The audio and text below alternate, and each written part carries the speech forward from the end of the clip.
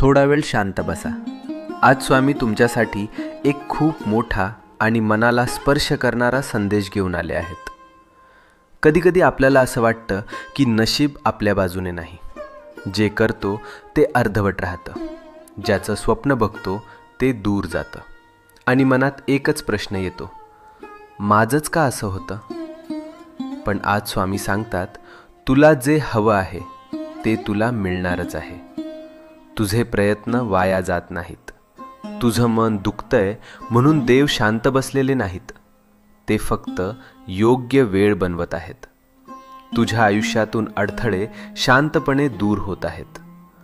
तुला दिसत नाहीये, पण परिस्थिती तुझ्या बाजूने फिरते आहे. ज्याला तू डिले समजतोस ते खरं तर प्रोटेक्शन आहे.